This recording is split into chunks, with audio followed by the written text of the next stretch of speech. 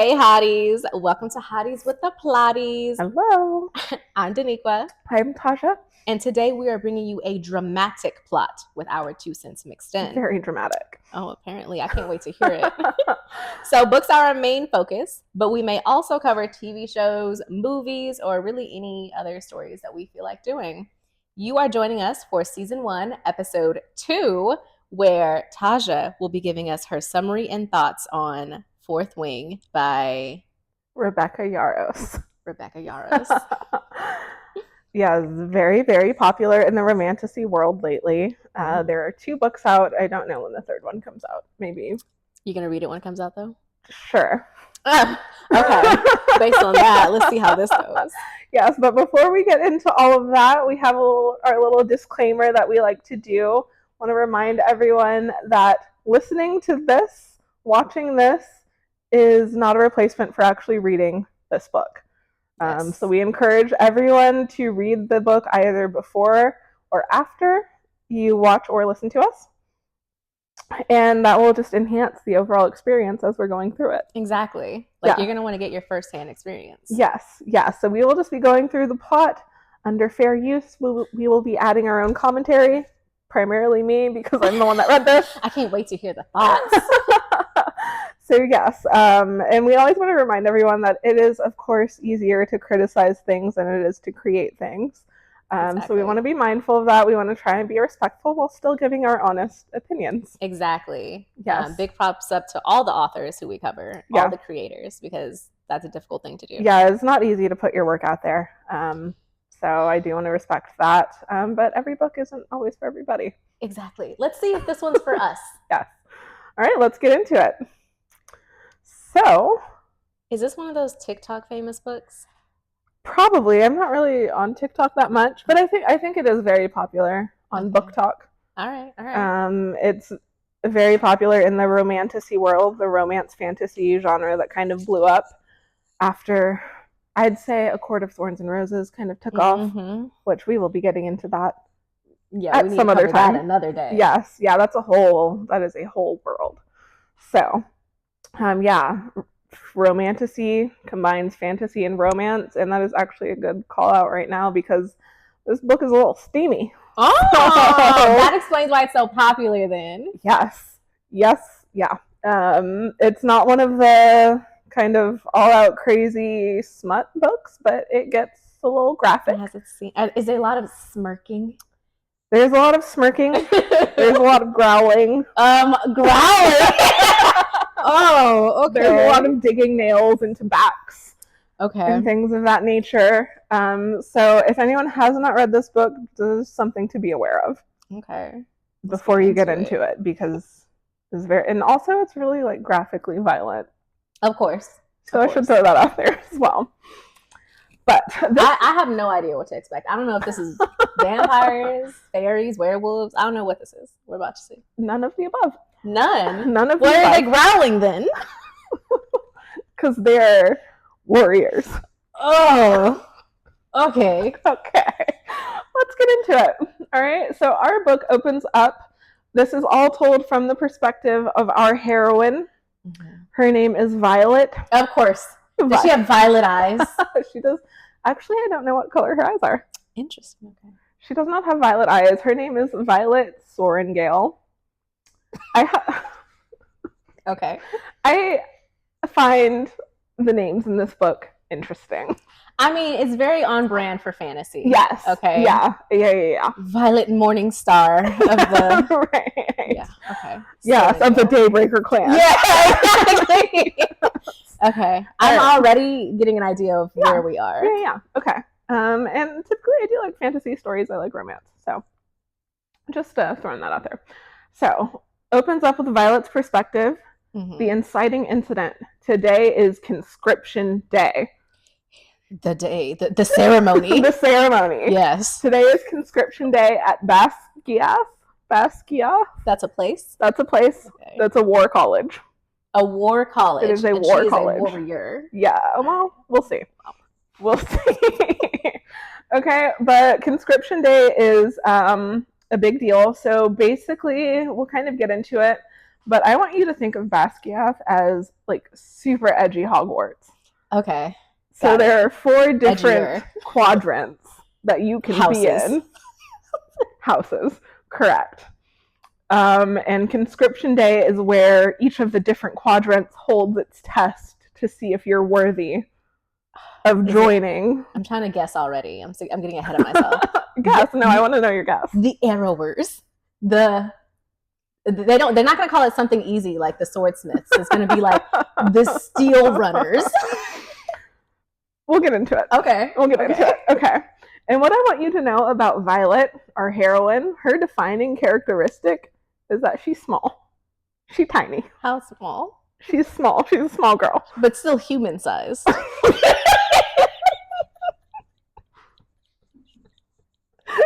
Yes. Is that a twist? Yeah. Okay. No, she is a small human. Okay. Is she like, hold on. Is she like is she like small girl? Like, yes. Okay. Got it. Yes, I'm right with you. Yes. So that's very important to know about her. She has been training to be a writer for the last 6 months. That's one of the quadrants? That is one of the quadrants, yes. She's training to be a writer. She's been training for 6 months. Usually people train for this their entire lives. Conscription day happens when you're 20 years old. So all of these kids are 20.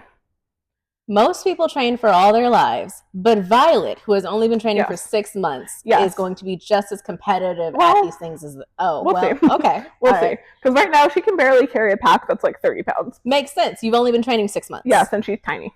And she's tiny. Okay. So she is making her way through this war college, and she is heading to her mother's office because her mother is a general. Oh. General Sorengale. She has a lot to live up to. She has a lot to live up to. And yes, so her mom is in charge of the entire college. Like the principal. Sure. She's Dumbledore. She's a general. Got it. Very important. So she makes her way to her mother's office, and she hears arguing in the office.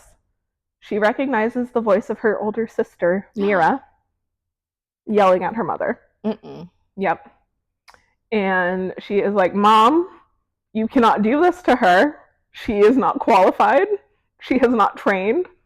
She is not ready for this. She's talking about us. Yes, she's talking about us. We are unqualified. Yes. Yep. Yes. So Mira is a writer. Mira is 26, I believe. Is the mother also a writer? Yes. Okay. Former. Well, I mean, she still is a writer, but yes. Legacy. Right. So, Violet, her father was a scribe. Her father is dead. So it's actually kind of a nice little twist because usually we get dead mom in all these fantasy stories. I prefer it this way. Here we go. Yeah, so it's a little twist. Scribe is another quadrant then. Scribe is another quadrant. That is what Violet has trained for her whole life. She's been training to be a writer? No.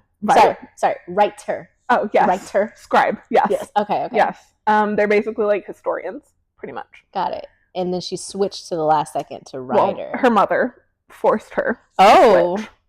Yeah. So her sister's actually kind of taking up for her then. Yeah, definitely. Okay, yeah. Because General Sorengale is like, no child of mine is going to be a scribe. We all going to be writers. You married a scribe. I'm saying, why are you slandering scribes right now? That seems rude. I'd be, from what I've heard so far, I'd be a scribe of these options. Right. Exactly. So, yeah, she has forced Violet into conscription day for the writers. Okay. Do we know what the writers are writing? Do you have a guess? Horses. Oh, I'm sorry. Is it like some cuckoo half-breed animal thing? Like a chupacabra? No, like a chocobo? A chocobo? Yeah, that's a thing from a video game. I think it's like a half animal. No, so our writers in our writer quadrant in this kingdom, they ride dragons. Oh, okay. Yes. I was wondering what kind of fantasy we were in. Yes. Okay. Yes, they ride dragons. That's way cooler. Yes. Okay, just so that's our background. Okay. So we're back to the argument with Mira versus General Sorrengail. Violet bursts in, and she is mad.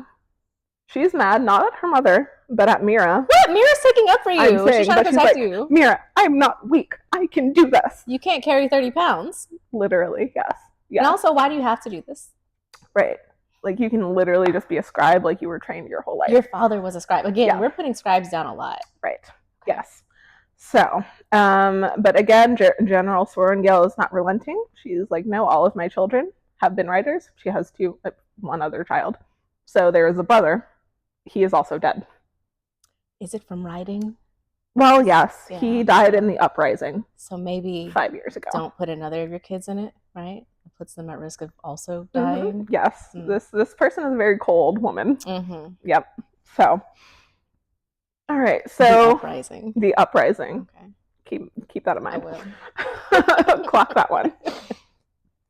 So Mira loses this argument because General is the general and she gets to do what she wants. Of course. So she's like, okay, plan B. She takes Violet back to her room at the college and starts ripping shit out of her pack. She's like, you can't take all of this shit. You are not going to make it. We'll get there. Okay. So she provides Violet with some nice armor made out of dragon scales. Because Mira has her dragon, she's a rider. Very nice. So she's taken some of those scales, made some armor for Violet, and she also gives her grippy boots. Right. Like, not smooth soles, but because you gotta like be on the dragon and not fall off. Correct. And she's tossing all of Violet's shit out of the pack and throws a book across the room. And Violet is like, no, wait. I read books. Yes. This is a book of fables that their father gave to her when she was a little girl. It was very sentimental. Look at you. You're catching on. Right there with you. Yeah. And Mira is like, no, you will literally die. You have to go with as light of a pack as possible. So this is why she's been failing this whole time. She's like trying to pack her whole life. Yes, correct. And it's not like if she doesn't pack something, she'll never see it again, right? Like, it just lives in her room. Oh, okay. Okay. So I think now is the time where I can explain to you why her pack has to be so light and why she needs the grippy boots. It's because she's small. Well, yeah, but also, as part of your initiation on conscription day to be a rider, you have to cross the parapet. The parapet. Yes. It is 200 feet in the air. Uh-huh.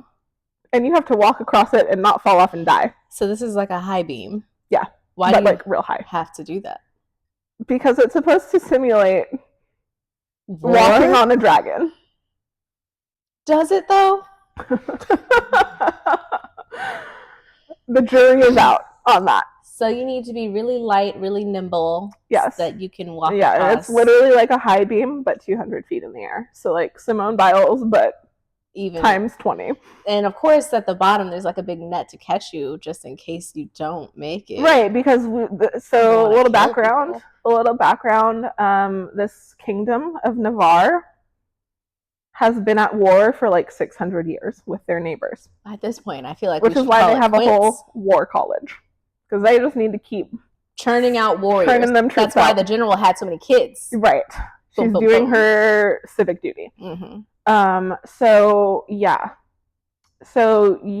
you would think that if we have been at war for 600 years, we would not immediately just like dispose of 15% of our troops every year by letting them fall off and die. Exactly. There's got to be a net or something. Yeah, good bodies. That would make sense. That would make sense, but there is not. I bet it's just jagged rocks down there. It is just jagged rocks. You fall, you die. Cool. Yeah. Which is, now we understand why Mira was so panicked about her giant pack. Do you have to walk across? You can't lay down and scooch across? I'm not walking on my dragon, right? Like I'm sitting on my dragon. So I don't know if anyone has tried the like lower your center of gravity. But we will get there. Okay. We will get there, and I don't think that would work for reasons. Okay. But we'll get there. But this is why it's so important. She can't be bringing books. Correct. And why she had slippery boots, nobody knows. Right. Because why are y'all making slippery boots for the war college? Right. We don't know. We don't know. But okay. So Mira like redoes her pack and everything, gives her the boots, the armor, and she is like, when you make it across, find Dane. And there's more I have to figure out once I get across. It's not like everyone claps for you and then gives you a diploma. Oh, no, honey, no. Okay. Oh, no. No, that's just the beginning.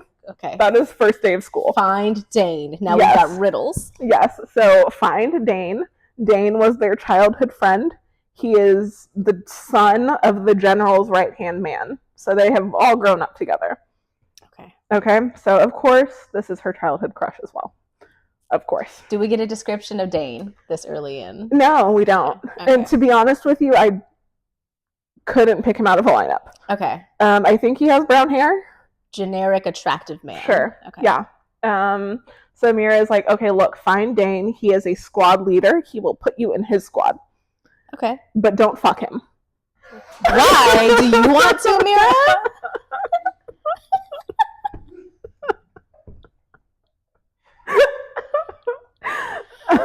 Well, no. But apparently it is very frowned upon because Dane is now in his second year. It's frowned upon to intermingle with years. Why? We don't know. I can mingle with people in my same year. Yeah. Yeah, and they're all very like horny and sexed up because they think they're going to die at any moment. This is like the Olympic Village. It is like the Olympic Village. Yes. Yes. They should have just like dragon condoms, like little dragons on them. It's giving that Mira likes him too.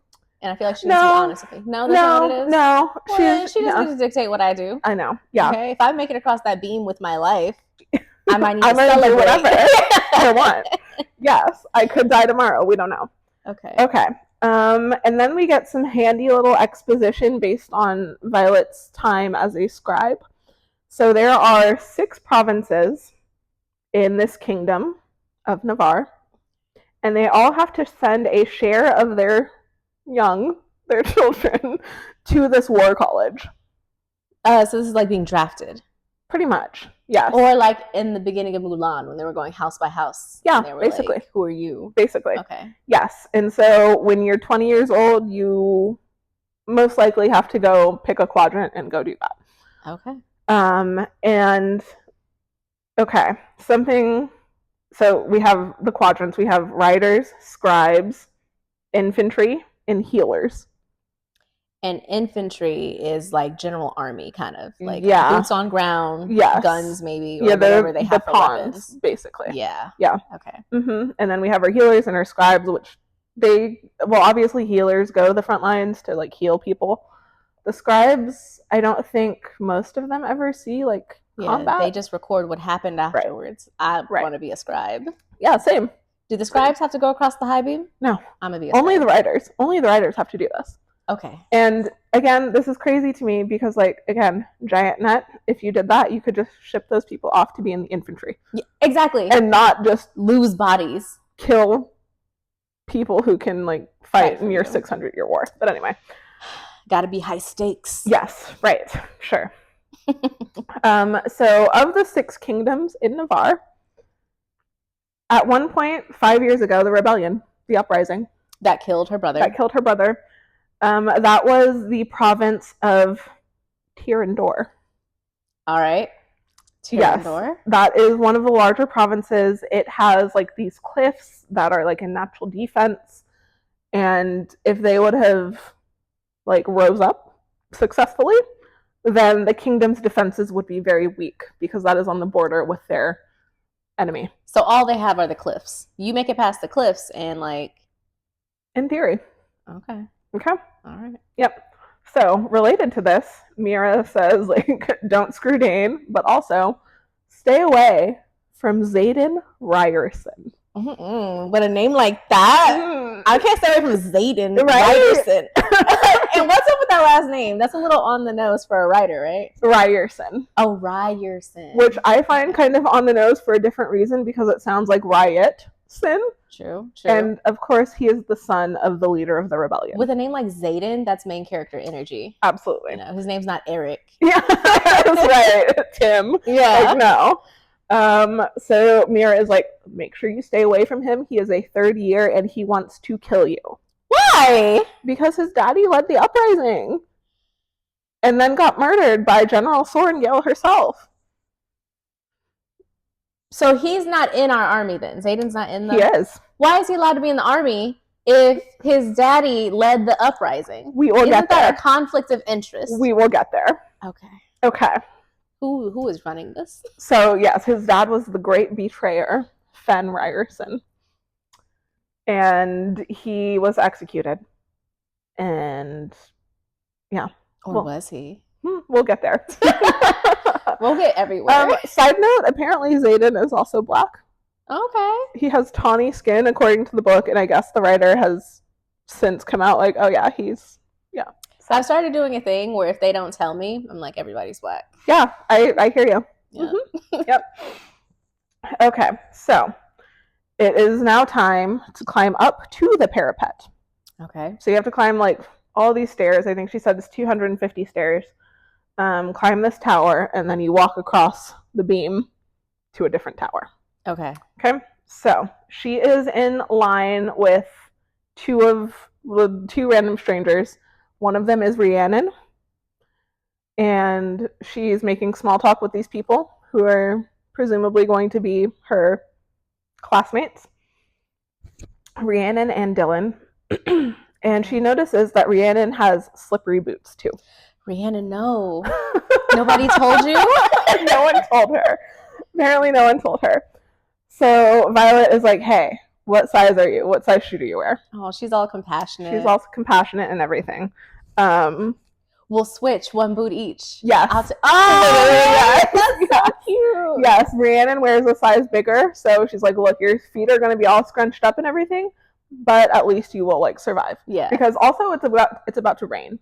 So it's going to be slippery. Rhiannon, what were you going to do, girl? She's going to die. Yep, apparently. Yes.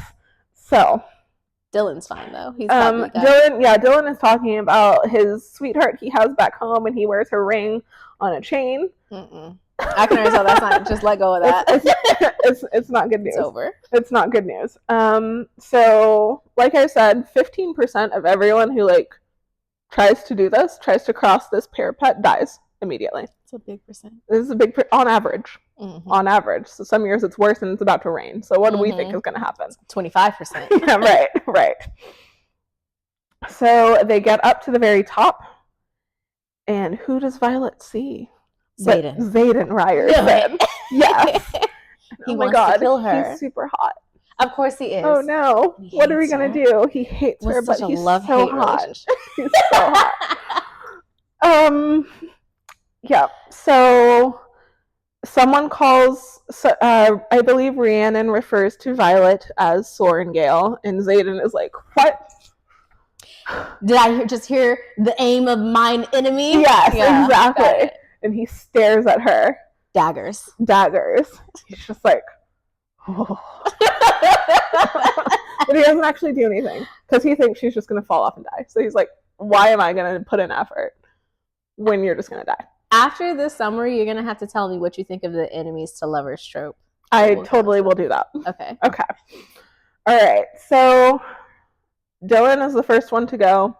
Obviously, he dies. He has a sweetheart back home. I was about to say, like, he felt disposable from his first very much description. So. Very much so. He falls off and dies, and Violet is like, fuck, because like he was big and strong, and he seems so sure of himself, and he's been training his whole life.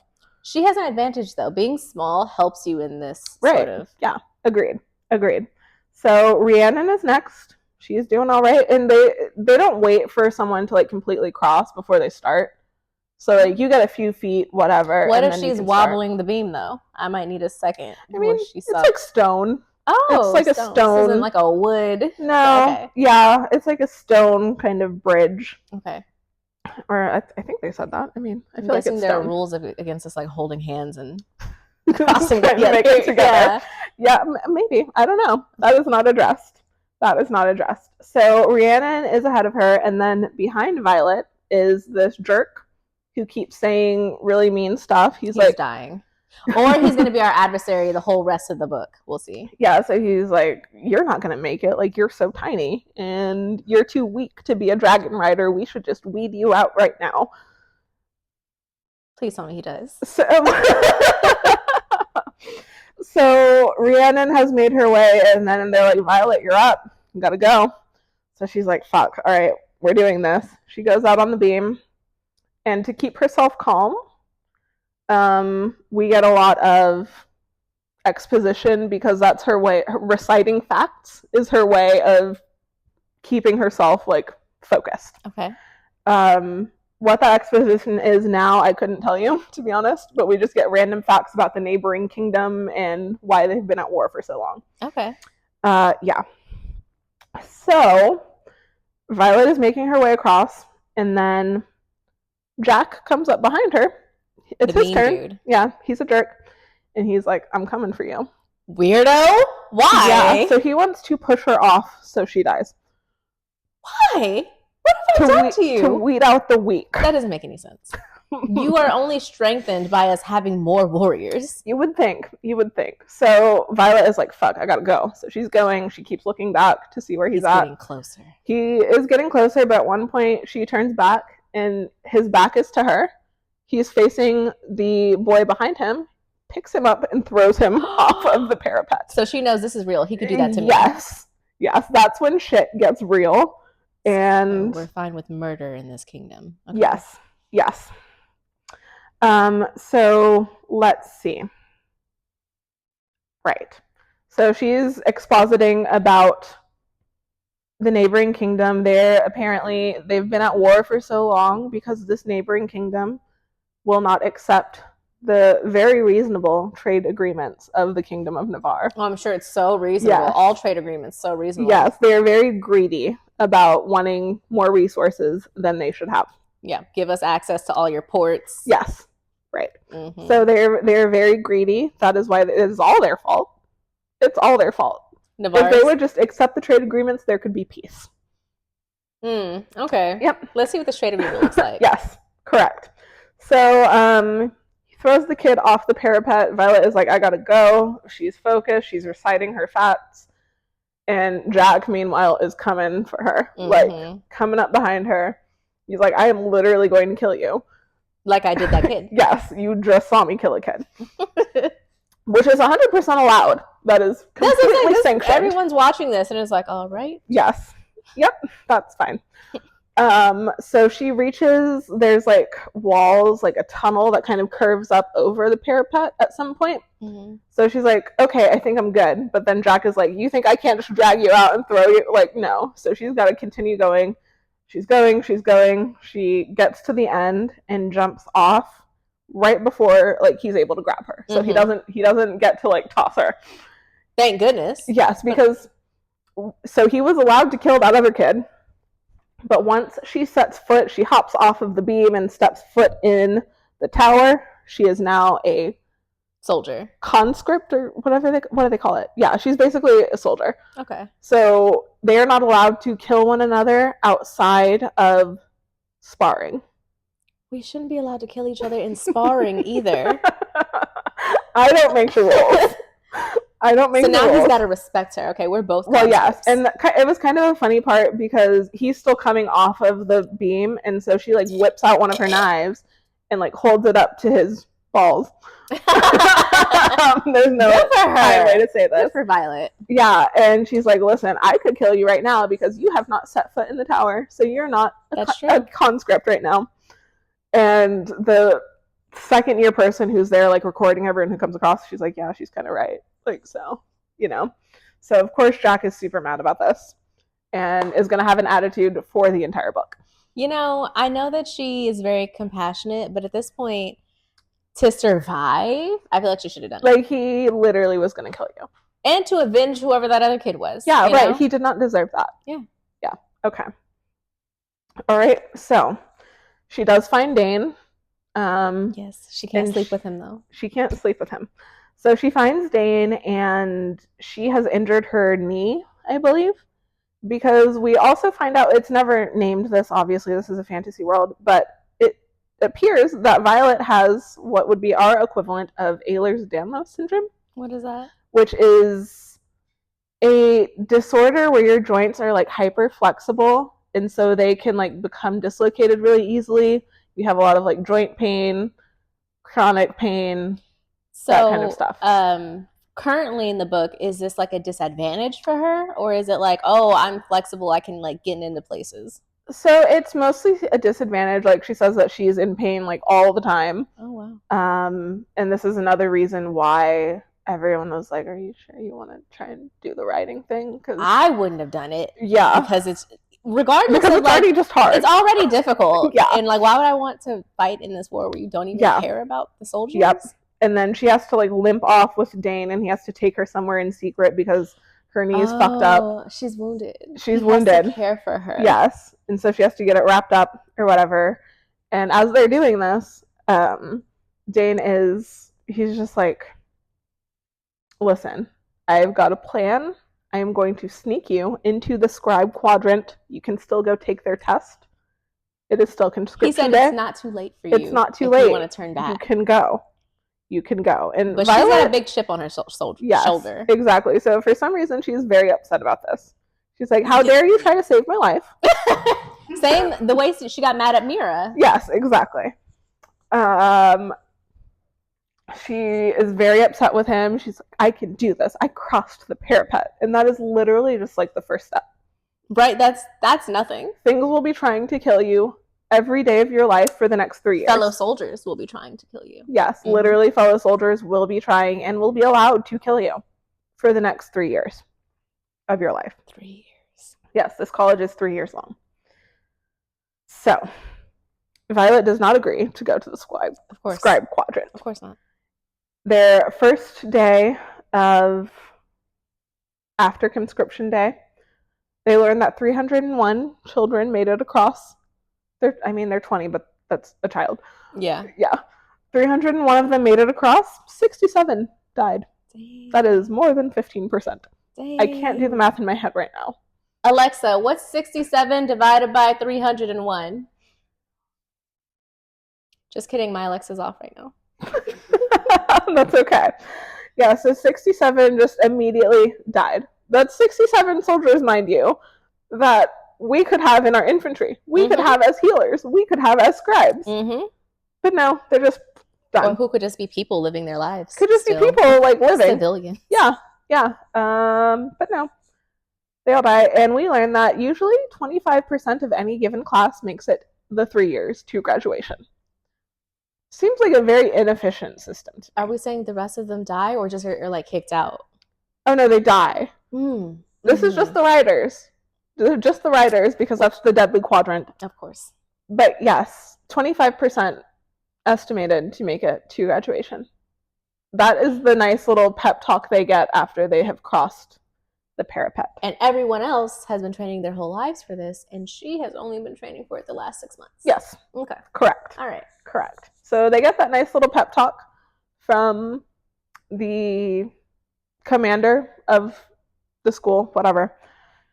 And I have a quote here. He ends it with, "You will be tested by your superiors, hunted by your peers, and guided by your instincts. My best advice? Don't die." Oh, thanks. Yeah. Oh, thanks. Super useful. Thanks. Hunted by so they're aware that like the peers are at war with each other. Yes. And they allow this ostensibly because that makes for stronger units. No, it doesn't. Because they are weeding out the weak. No, it doesn't. If anything, we'll be stronger by learning to work together. Right. Power, friendship, and all of that. Yes. Right. So the conscripts, the new kids, the first years are separated into wings, and then a subset of that is sections, and a subset of that is squads. Okay. So again, Dane took Violet, and he also took Rhiannon into his squad. He was able to finagle something with another like squad leader because he saved her butt at some point. Whatever. So they are in Dane's squad. And she can't sleep with him. I could be saying this wrong. It could be his section. I don't know. I think it's squad. I get it. There's layers to this. Yeah. So they're in his squad, and he is in second wing. And then there is an announcement. Second wing. And the book's called Fourth Wing. The book is called Fourth Wing. I'm following. There's an announcement. There's kind of a huddle of the wing leaders. And then there's a little shuffle. And Dane's squad gets moved to Fourth Wing. Which is under Xaden. Of course it is. Of course I wonder who maneuvered that. Yeah, we don't know. Oh my gosh.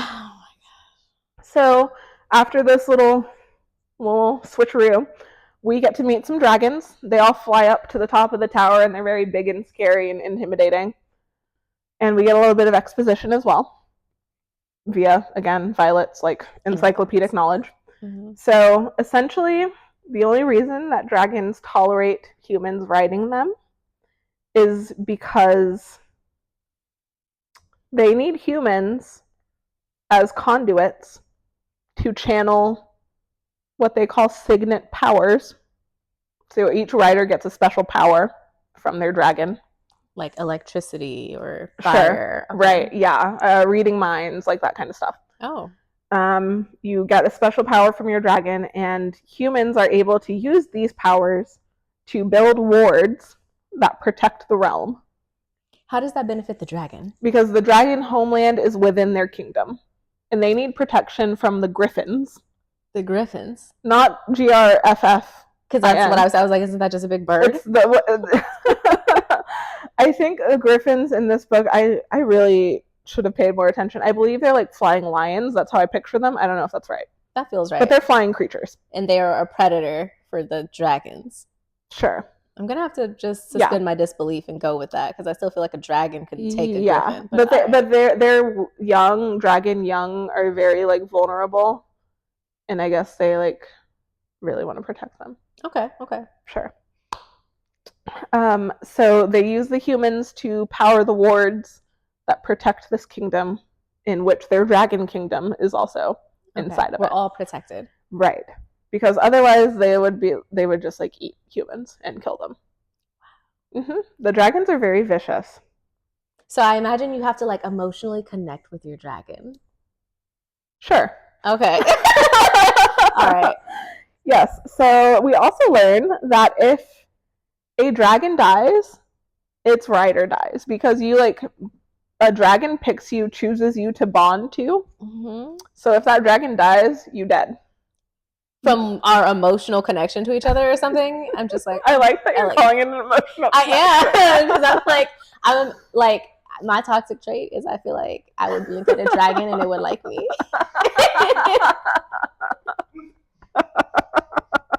So that's what I'm imagining here.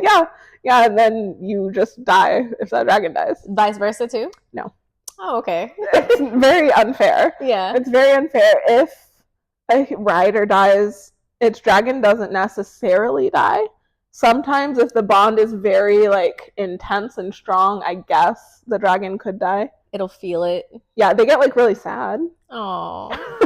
Temporarily. They get real sad.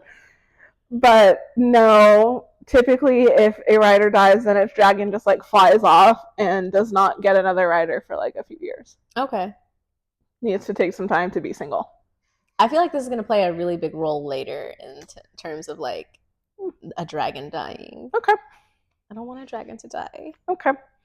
So they are they're not presented to the dragons, but some dragons come up, and a couple of the kids are just freaking out. They're like, these things are fucking terrifying. I don't want to ride one of these dragons. This is crazy. I'm out. They run away. And they made it this far, and now the superpowers alone are enough for me to pursue this. Right. Yeah. So they run away, and then the dragons burn them to death. I'm telling you, man. They said, bet you are now useless to us. Yes. Do they at least eat them so that they're not wasting? No, they just get incinerated. Wow. On the spot. Ruthless. Mm-hmm. Yeah, so this shit is serious. Yeah, this is not a game. Mm-hmm. All right? So, on the first day of classes, Dane yanks Violet into an alcove for more exposition time. Yes. He's yanking her off for alone time a lot. A lot. For somebody who we're not supposed to sleep with. A lot, yeah. So we get more exposition and learn that one of the big scary dragons, the biggest and scariest one that appeared on the tower yesterday, is Xaden's dragon. Of course. She's a big blue scary dragon. Her name is I am going to butcher this, and I apologize in advance. Her name is Scale. That seems simple. Like scale, right? Not like dragon scale. Of course not. That would be apparently all of these dragons are Celtic. Okay. Because they all have Celtic names. All right. A lot of vowels and consonants going on here. Her name is Sgaeyl. I called her Scale the whole book because I was like, listen. Yeah. Yeah. So that is Xaden's dragon. She is very mean. Yes. And very scary. His big old blue eyes white dragon up there. Gonna take everyone out. Yes. And again, he really wants to kill Violet. Dane will not let her forget this. I don't see why he's allowed to be in the army. But okay. We will get there. Yes. Dane's power, he reveals his power to Violet, which I don't think he's supposed to do because it's technically classified. Oh, okay. But his power is that he can read people's memories if he touches their head. Okay. So what I thought you were gonna say is I thought you were gonna say that he could read people's minds. Okay. And that was gonna be used in like a sexy context. Okay. Like, I know what you're thinking. But he can read her memories. Okay. Yes, by touching her forehead. Okay. Yes. So is he asking for permission right now? Is he like, can I? He doesn't even try. He just like tells her. Okay. Yeah, he doesn't try to do it. So they're having their little moment, and then, oh no, they kiss. Xaden catches them together. Oh, mind your business. And so they have this moment where Violet's like, so he isn't allowed to hurt you because you're a squad leader, right? And Dane is like, yes. But he can hurt me, right? And he's like, yes. So he tells Violet, run. And then we never come back to this. I'm not kidding you. Nothing happens. We don't circle back to this scene of him. Nope. Is it confirmed that he was like coming with intent to kill her in that moment? No, he just stumbles upon them. They like exit the alcove one at a time, but not like leaving enough time in between. So now he knows, because they were trying to make it so that nobody knew they knew each other before. Okay. So he didn't want to single her out as like getting special treatment. Because he's been singling her out for a lot, but okay. I'm saying. But yeah, he's like, okay, well now I know what's important to Dane, and I know what's important to Violet. Or if I want to get to her, okay. Yes. But yeah, Dane is like, oh my god, you have to run. The chapter cuts out and then nothing happens. Nothing happens. They're just sitting in class next. Okay. Maybe the author forgot to come back to that. I think so. Wrote the cliffhanger, came back 3 months later, and like finished the book. Yep. So we cut to what is called Battle Brief. This is a daily class where they talk about the maneuvers and skirmishes that are going on in the actual war. War tactics and stuff. Correct. Yes, which is really just a device to do even more exposition. Of course. Yes. So we learn that some of the wards around the kingdom are failing. Oh no.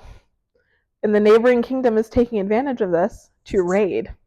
Of course. They just want more resources than they are supposed to have. They're just greedy bastards. And we're hearing this from this perspective. So like, who knows what's actually going on. Right. And what is nice about the dragon wards is that they make any magic impossible that isn't dragon magic. So like the outsiders' magic will fail if they're inside the dragon wards. And outsiders don't have dragons. No, they have griffins. Oh, okay. Which the griffins also give them magic. But their dragon can't work here. Their magic can't work here. Correct. Can dragon magic work there? I don't actually know. That's a great question. Okay. We don't explore that. But now, if the wards are failing, the griffin magic can start working. Correct. Over here. Yes, and they are raiding as these wards are failing in different areas. So, these dirty foreigners, they will not accept. They don't want the trade agreement. Yeah, exactly. The perfectly fair trade agreement, I'm sure. So, obviously, Navarre has to send its children into the war machine to be ground down like sausages on a yearly basis. That's obviously the next logical step. Obviously. To this. Obviously. Not trying to create peace. Yeah. And this has been going on for 600 years. 600 years. Correct. Okay. Yes. So, all throughout this class, Violet is just like a star pupil. She's answering questions. She is thinking about maneuvers and getting praise from the professor. I know Jack is in the back like, nerd. Actually, he is. He keeps like, that's a stupid answer. And then the professor is like, oh, she's right. And then Jack is like, Sad. She's over here, the limit does not exist. Yes, exactly. Okay, so next up we get some sparring. Okay, between Classes. her and... So I don't think Violet spars at first. We kind of just set up how this process works. Mm-hmm. So people can kill each other. You're not technically supposed to, but it can be an accident. Mm-hmm. Of course. So the conscripts can kill each other. And of course, all of the men spar shirtless because it's super sexy. How are we and they don't want to give anything to grab onto. How do we see their muscles ripple if... I'm saying. Exactly. Yeah. It's necessary. Yeah. Yes, because this is a sexy book. And we must be reminded. But she can't, but she must. Yes. And again, all of these people are banging like bunnies because they don't know if they will live to see tomorrow. Yes. But so far, she has not been presented with a love interest. Correct. Okay. Well, she has her little crush on Dane. So. Oh, okay. That's in the works. But Mira said no. Yes. She said don't do that. And she's like, Mira, whatever. I'm going to do what I want. She should. So during the first sparring session, they see Jack kill a guy again, snaps his neck. And the professor's like, you're not supposed to do that, but I'm not going to do anything about it. This man is a serial killer, and he's just using war as like a guise. Correct. Yes. Very accurate. Okay, so Violet is... So the instructors basically pit you against a different... Like, they pick your partner. That's sparring. Mm-hmm. So Violet fights this young lady who is a rebellion child. And we know this because she is marked with a rebellion relic. So then Xaden should be marked with a rebellion relic. Okay. Yes, they all are. Okay. So that's how you can tell who are children of the rebellion, who all of their parents were executed. Mm-hmm. All of them. And they all got marked with their little dragon tattoos. That's what a relic is. Like a dragon burns it onto you, basically. Okay. They're all marked by the Grand General or whatever. His name is Melgren. He doesn't really matter at any point, but just so you know. So Violet has to fight this kid from the rebellion. She does not know how to fight because, again, 6 months. Mm-hmm. 6 months of training. She dislocates her shoulder and breaks her arm. The dislocation is not a big deal, though, because she can, like, slink it back. Yeah. She's kind of used to that. So, but, yes, she also breaks her arm. Bigger deal. Well, we have healers. We do have healers. So Dane, like, freaks out and has to, like, take her to the healer. Now, mind you, the healers don't have magic. Menders have magic. So healers are like regular doctors. Yeah, they have like tinctures. Okay. And I guess physical therapy programs. I don't know.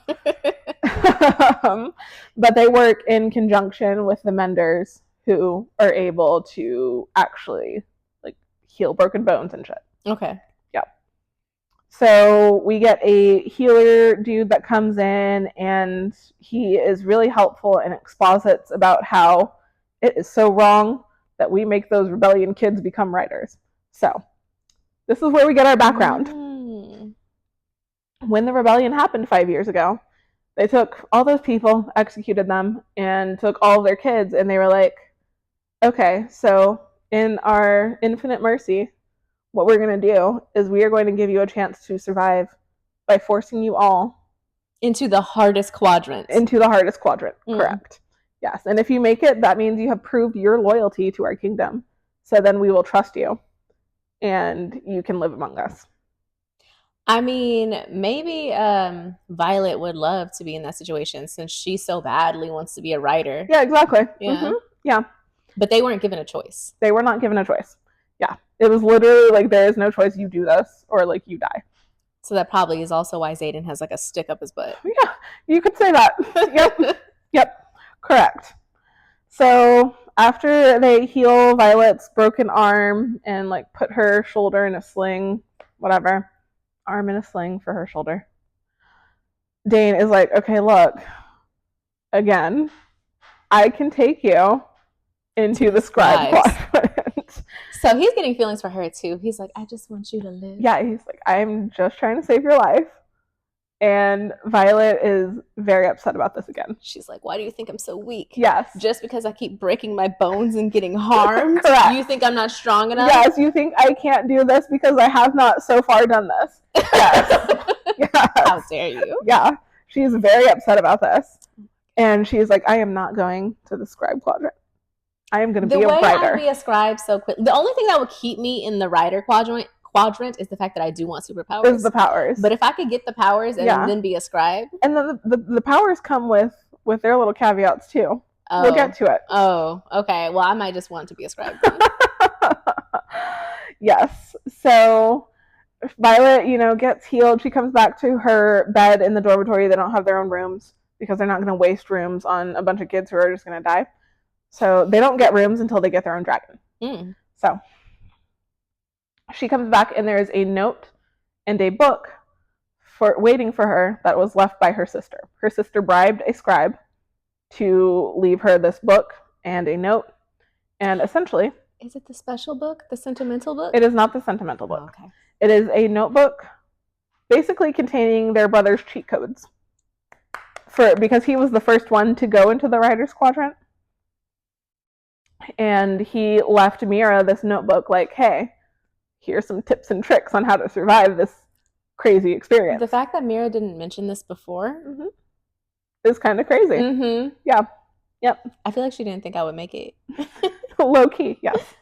Yep. So she is very touched, and she has been freaking out about this whole sparring thing because, again, she's small and her joints don't always work.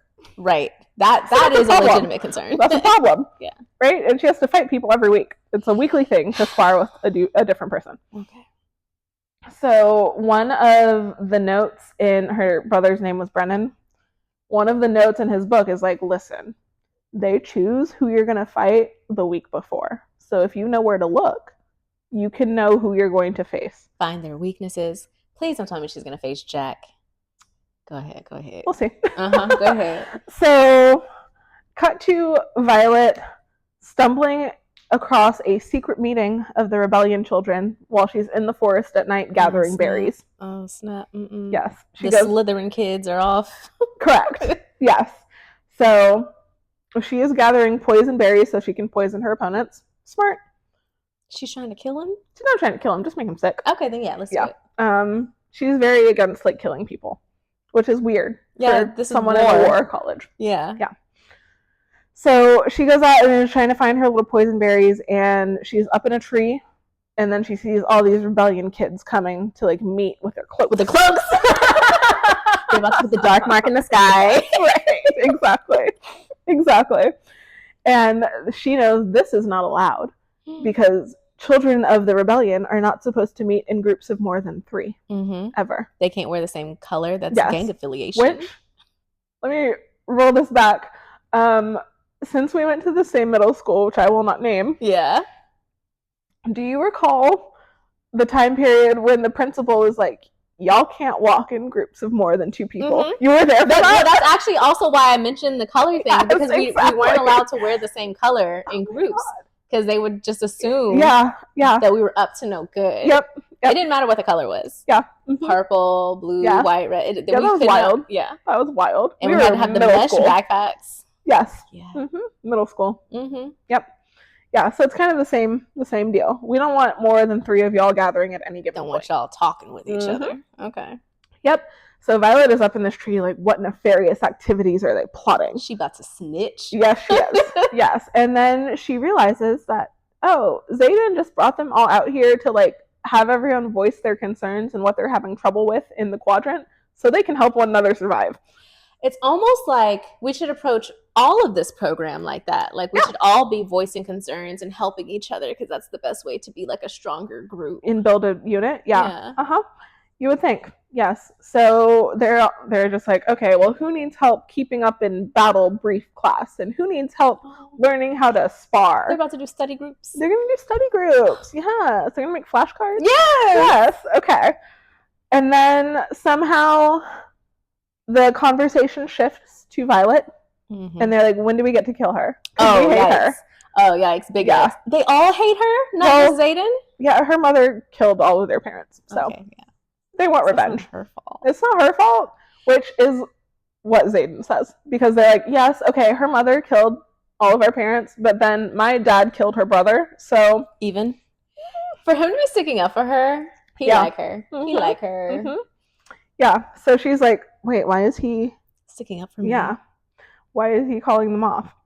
Actually, that might actually happen later. Now that I think about it, because at first I believe he just tells them like, she's mine. No one else is allowed to kill her. Growls. Yes. Growls. Okay. Yes. And he's like, no one else is allowed to touch her. Okay. Whatever, Zayden. So all the rest of the rebellion kids like fuck off, and Violet comes down out of the tree. She's like, she waits like, I think she counts to like 500 or something, and she's like, okay, they're gone. Like, I can go. And of course, Zayden is still there. What's he doing? Cleaning up after the party? He's still there, and his power is wielding shadows, so he was hidden. So, but for him to hide himself, he must have suspected someone was eavesdropping. Yes, because again, he has the shadow power, which also means he can see what's going on in the shadows. So he saw her up there? Yes. Okay. Yes. And she throws a dagger at his face immediately because she's like, oh, he's going to kill me right now. That is fair. That has been his rep. That's kind of his thing. Yeah. So he doesn't kill her because reasons. He like her. He's like, I'm going to just toy with you a little bit. Yeah. And she's like, why didn't you kill me immediately? He's like, well, I thought you were going to fall off of the thing. So I really thought she was going to like snap a twig and they were all going to like look up at her. That's another classic little trope there, but no. So he doesn't kill her. They kind of just go their separate ways. Okay. But like with animosity, like next time. Right, next time. I'll get you. Yes. So then the next day, Violet has a little sexy banter with Dane. Of course. Yes. So he's her good guy option, and Zayden's her bad guy option. Yes, exactly. Okay. Yeah, and he's like, what were you doing out so late last night? Were you seeing someone? She's like, it's none of your business if I'm seeing anybody. How is he tracking her whereabouts? Why weren't you sleeping? Right? Why is it your business? Anyway, she's like, it's none of your business. He's like, well, I want it to be my business. Yeah. And so they have their little deal, and Violet has volunteered for breakfast duty. Why? So she can poison her opponents. That's right. We got to get the berries into the food. Yes. So next we have Dragon Class, which is another vehicle for exposition. We learn about all the different kinds of dragons. They are different colors. So there's different colors of dragons, but then they also have different kinds of tails. So your dragon can have like a club tail. It can have a scorpion tail. Like cats. Right. Except deadly. Yes. It can have a dagger tail, like all these. And then there's something special and elusive called a feather tail. People have rarely ever seen those. So you've got to match up correctly with the right dragon. Right. The dragon picks you, it's like basically. when the wand picks you. Yes. It's like when the wand picks you. Okay. But you also have to learn, very similar to Harry Potter, you have to learn how to properly approach the different colors of dragons. Yes. So there's like red, green, orange, a whole bunch of them. Black. Whatever. And we learn that there are only 100 dragons that want to volunteer to bond with a rider this year. And how many of us are there? 300? As of right now, there are 300 something kids. Only a third of us get a dragon. And the rest, what? Die? No. If you don't get a dragon, you have to repeat your first year. All right, that's fine. And go get, so you have to do all the stuff. You don't have to cross the thing again, I don't think. Oh, no, I can't go to war. Oh, yeah. I can't go to war this year. Right. So there's only 100 dragons. This is less than there were last year. It has been on a decline. The dragons haven't been procreating. Well, it's not that there aren't enough dragons. It's just that they get to choose if they want to take someone. Oh. And some of the dragons are like, no, I don't want to do that. Okay. Yes. So we don't know why there are fewer and fewer dragons, because another thing we will learn a little later on is that a dragon only talks to its rider. Ooh. Like the rider can actually understand it. Yes. Okay. Yeah, but only the rider. Like I can't wait for us to get our dragon. Yeah, the dragons are a highlight of this book for me. Yeah. Yes. Okay.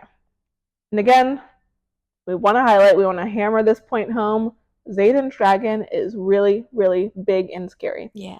There are some other bigger, scarier dragons, including the colonel of the whole thing, Melgren, that guy. But Zayden has one of the best dragons. Okay. Okay. We learn about this bigger, scarier black dragon that hasn't No agreed one to can bond. tame it. Yes. His rider died 5 years ago. And his rider actually died, and this is the downside of some of the powers. He burned himself out and basically spontaneously combusted because he was trying to use his power to save Violet's brother. Oh. Trying to bring him back from the dead, basically, which you cannot do. I wonder if the dragon will recognize the DNA in Violet. We'll see. Yes. So that was 5 years ago, and this dragon has not agreed to come get a new rider, and he still hasn't. He still hasn't, so I don't know why we're talking about him. So, okay. That was just unnecessary. That was completely unnecessary. Completely unnecessary. But now it is sparring time. Violet does not die because she poisoned her opponent. So is her opponent like, oh, I'm in the restroom? He literally like throws up all over everybody. And everyone's like, ew, but I guess she wins. Okay, cool. Yes, and this pattern continues for several weeks in a row. She uses different kinds of poison, so they have different effects, so it's not just the same thing every time. It sounds like she might even be good at making tinctures and being like a healer. Yeah, you would think. You would think. Yes. So this works many, many weeks in a row until it does not. Because she fucked up the timing and she gave her opponent the poison whatever too early. So that girl was like, I can't walk, so I can't make it to sparring class. So they reassigned her. So Xaden steps up. He's like, I'll fight you. And then they sexy fight. So he's like on top of her. He is on top of her. Heavy breeze with his shirtless abs. And she is trying to fight as hard as she can. She's like, yes. So he starts calling her Violence instead of Violet. Ooh, that's a cute name. Does Dane see all of this? He's watching them spar and he's like terrified, but he's not allowed to intervene. And Dane is very much a rule follower. Okay. So that will be important later on. So while they're rolling around on the mat together, sweaty and heavy breathing, Xaden lets Violet know. He's like, I know you've been poisoning people. It's kind of obvious, but like, good for you. I was about to say, so other people have been like murdering in the hallways. Yes, exactly. Exactly. They do not kill each other as they spar. Who wins? Xaden. Definitely Xaden. I was about to say, if she wins, I'm going to be upset. Yeah. Like, she has she improved any skills while being here? She's fast. She's small. Of course she's small and fast. And one of the things, like, that's a thing in this world, if you win a sparring match, you get to take your opponent's dagger. So, like, as many daggers as you have is, like, how many fights you've won. How do you get another dagger? I guess they just issue them at the armory. I don't know. So Xaden has her dagger now. So he didn't actually take her daggers, but he just like yanks them all out as they're fighting. He's like, you were like so bad at this. Like, you would die in real life. But yeah, they don't actually kill each other. But Dane has seen all of this. And he's like, listen, Violet, I have talked to the colonel in the scribe quadrant. And they will still take you. You were his protege. We still have a shot. It's been weeks at this point. And I guess I can kind of see Violet's point by now. She's like, I have been proving myself by poisoning my opponents. Is that going to work in war? It is not. Are you going to have a week of preparation? Yeah, to go pick poison berries. Right, and sprinkle them into the enemy food? Yeah, no. I find it hilarious, though, that the more he sees her perform, the more he's like, you sure you want to do this? Yes, because she also keeps injuring herself repeatedly. So I don't think Dane is really in the wrong, but I guess, you know. She's like, I've invested so much time. Right, yes. All the more reason why you should be better. Right, correct. So they have an exposition argument, and Dane tells her, listen, at the threshing, I will not be able to help you. The threshing? The threshing. So the threshing is when they have to go approach dragons and wait to get picked. So why would that be dangerous? Why would I need help? Because there are not enough dragons for everyone who wants one, and your peers are going to try and kill you. Why? Especially her, because she's perceived as weak. Is it because they're jealous that I might get a dragon and they won't? Well, yeah, well, if they kill her, then that's one less person they have to worry about getting a dragon. They still might not pick you, though. They still might not pick you, but yes. So at the threshing, all of the second and third year students are like in the, it's not even an arena, it's like an area, a valley. Mm-hmm. They're all there, and they're overseeing everything, but they're not allowed to step in and do anything. Okay. Ever. And he's a rule follower. Yes, Dana's, and so he tells her, listen, I don't want to watch you die and like have to stand there and not do anything. That would really suck for me, and also you, because you would be dead. Mm-hmm. And so, at this point, is he very obvious in the fact that he likes her? Yes. Okay. Yes. Cute. Yes. And this makes Violet very angry. Again. I can do this. I can do this. Why don't you believe in me? Because I've seen you. Because I've seen you, and you have to poison your opponents to survive. Yeah. Right. Yes. But of course, Violet is not going to accept. She is gonna be a rider. She goes to the threshing. We're not at threshing yet. Oh, okay. We're not at the threshing yet. He's just talking about in the future. Got it. Down the line. I can't protect you. Yes. So right now, we are practicing for a different deadly task. Because in order to get to the threshing, you have to climb the gauntlet. The gauntlet. The gauntlet. It is basically, you remember that show Wipeout? No. Or American Ninja Warrior? Yes. Yes. It's like that, but deadly. There's no little tanks of water. It's like Indiana Jones. Right. Okay. Correct. So it's a series of obstacles that are supposed to simulate fighting on a dragon. Like climbing onto the dragon. Isn't a gauntlet a big armor hand thing? Yes. And so that's a very good call out, because they do make mention that because the gauntlet gets really slippery, like metal, and they just like nicknamed it the gauntlet, like a metal thing. Okay. I would have called it something else. Sure. But that's okay. Yeah. Yes. So this is designed to basically kill you. So they're trying to kill more troops for no reason. Does not make any sense. No one has thought this through. I wonder how the other nation runs their armies. I'm just very curious if they do the same. I do want to know that. Yep. I do want to know that. So, when you're practicing on the gauntlet, you are allowed to like grab onto ropes and lower yourself to the ground. Mm-hmm. When you actually go do it for real, you're not allowed to do that. Okay. You just die. Okay. If you fall. So they're doing their practice for the first time, whatever. One of Violet's friends dies. It's very sad.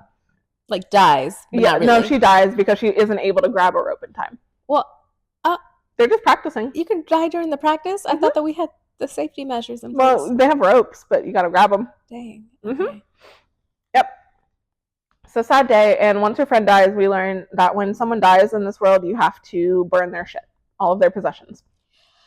Okay. For reasons. They have a death god, and he likes fire. Okay. That's all I get from that. Violet, over the next several weeks, is very concerned because she can't ascend a certain part of the gauntlet, and she's like, I don't know what I'm going to do when it's D-Day and we really got to do this for real. So at some point she says this to Xaden. He gives her a little pep talk because she's thrown herself a little pity party. So now he's on her side. He doesn't want to kill her anymore. Yeah, we don't really know why. Because he likes her. He likes her. Yeah. Yes. And Xaden doesn't follow the rules. He does not follow rules. Yeah. He's a rebellious kid. Yes. So we are at presentation day, which is when all of the potential riders get presented to the dragons, but first they have to do the gauntlet. So this is different from the threshing? Yes. Okay. So it's gauntlet, presentation, threshing. Got it. It all happens. It's like... No, does it all happen on the same day? I don't think it all happens on the same day. So it's gauntlet, presentation, and I think the next day is threshing. Okay. Yes. So, gauntlet time. It is, and she, to this day, has not completed a full gauntlet. Okay. That's not concerning at Maybe all. that's a sign for us to go to the scribe tribe. But Yeah, so that's funny you say that because once again, Dane is Dane. like, listen, I am begging you. Like Bernie Sanders, so I am bad at asking you to go be a scribe. Please. Yes. And he's like, are you sure? Like, what? Because back when we did the parapet thing, it seemed like you were way more into this potential option. Mm-hmm. And he's like, what changed between parapet and okay, that's another thing. They refer to the parapet challenge, they just refer to it as parapet, capital P, and it annoys me. Okay. This is like obnoxious. Mm-hmm. But anyway. The parapet. What changed between parapet and now? But not even the parapet, just parapet. No, yeah, it's weird. Gosh. It's weird. She says, me. I changed. No, you didn't. You haven't gotten better at anything. I know. All right, so they're doing the gauntlet, and basically it's a time challenge too. So the times that each squad makes it through are the order in which they get presented to the dragons. So a faster time is supposed to be better because you're earlier in the presentation. She's barely making it. So she does get through it on a technicality. What's the technicality? So you're not supposed to use the ropes to like lower yourself down, but she uses one of the ropes because she has to like climb this chimney thing, and she uses one of the ropes somehow as like leverage. Okay. But you get a 30-second penalty for using a rope, and she's like, that's fine. The final challenge after that thing that she was never able to do is basically like running up a skateboard pipe and hauling yourself over the top. Yeah. So she's small. We have to keep this in mind. Her main defining characteristic. Yes.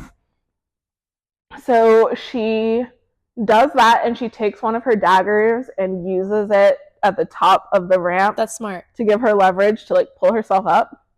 You're not supposed to be able to use any items or any like aids in this challenge, and one of the other wing leaders is like, no, like she's not allowed to do that.